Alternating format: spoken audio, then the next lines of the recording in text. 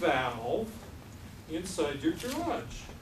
And it's now turned off. It probably two more turns it would turn off. It needs to be what you feel when your doctor takes your blood pressure.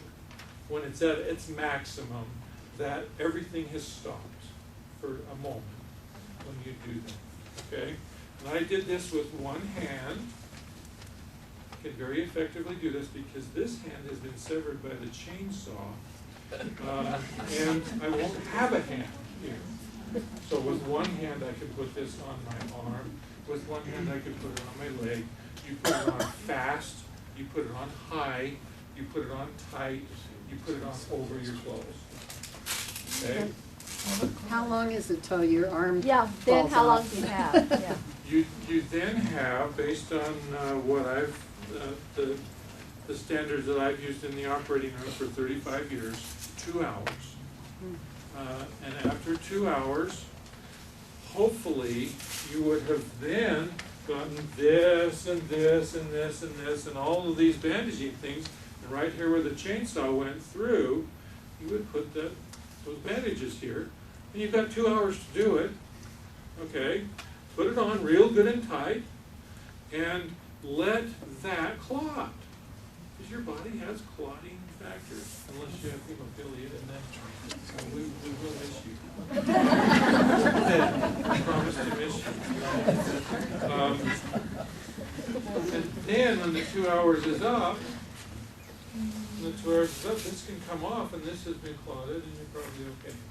If it rebleeds, then wait, put some compression on here, give it 5 minutes to reoxygenate the limb, and then put it back on again. Okay? There's a little thing right here that says time, and you just simply say at 8:06. That's when I put it on. And then if you get confused, or if you lose consciousness, your neighbor comes, he can see 8:06, and he says, oh, okay, we've got another whatever minutes to evaluate this before we have to take this off. Okay, yes. So after 2 hours is when you would lose the limb? No, not necessarily, but the likelihood starts going up. But prior to 2 hours, there is zero chance of it. Zero. Unless there's something just so ridiculous.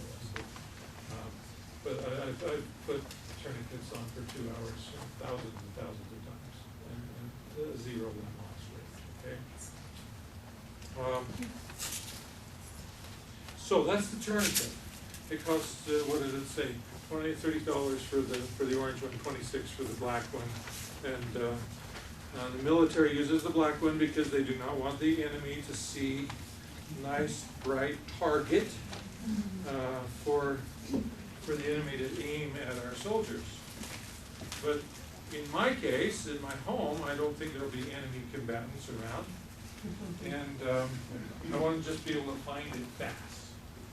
The next one is a blocked airway. This blocked airway can kill you in probably, I'd say 5 to 10 minutes. You'll be dead if it's truly blocked. And this was invented by a 4-year-old who one day shoved a string bean up his nose. It's easy to do. There's some lubricant on the back, and this is just simply a flexible rubber hose, and it goes in either this side or this side, and you just push it up, and it just simply goes from the side. It'll just go down your throat, and it's a little hole, so you can breathe. It'll get past whatever is blocking the airway, and it just costs $5 or whatever. And that's on the thing as a nasopharyngeal airway. It's easy to do. It's essentially impossible to do it wrong. Essentially. We can figure it out how to do it wrong. Question? Oh, Yes? Can you use little children too? They look kind of big. This is not a pediatric. It probably won't make it in. So just for... And I have not seen a pediatric size one for sale on any rescue website. Could you cut I think that? I saw one today. Well, it's not an issue of the pediatric length, one. it's an issue of the diameter. Yeah. It just like instead of,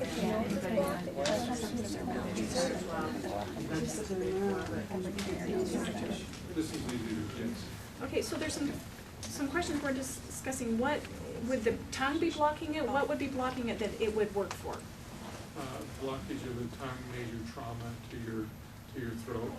Maybe it will If you were to present. choke or something, would that help? It may help a Heimlich maneuver. If you're eating, I would try the Heimlich maneuver first, because that works really slick. Would it work for anaphylactic shock? Another thing that might block it is swelling. You know, if you get some Swelling could do that. injury and your neck is swollen up, Yeah. and then that would occlude your airway, so that would give you Yeah. an airway. You might have to push it in a little harder, but like you said, it has lubricant on it. And do it before it gets too swollen, and you'll keep your airway. This will save a life. Okay. And if it's not applied appropriately, quickly, you're gone. You're gone. The third thing that is amenable to a life-saving technique is an open chest wound. And an open chest wound can be treated by, I call this the whoopee cushion principle, okay? There's a little V in here inside this adhesive bandage. And if you have a hole in your thoracic cavity, it won't work in your abdomen, thoracic cavity hole, then the air pressure from the outside will go in the hole here instead of breathing in here. And the pressure will collapse your lung.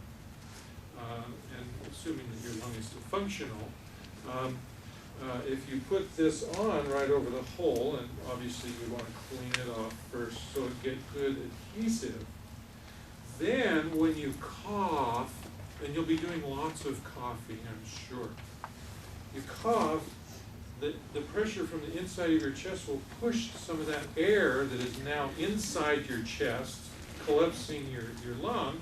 It will push it out because this little V here will, the air can find a place there, but it's adhesive all the way around everywhere else.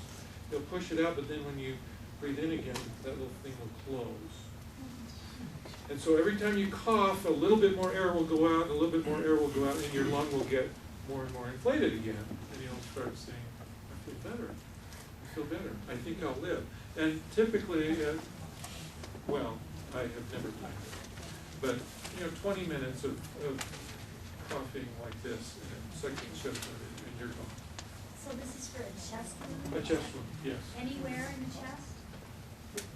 Anywhere in the chest, yeah.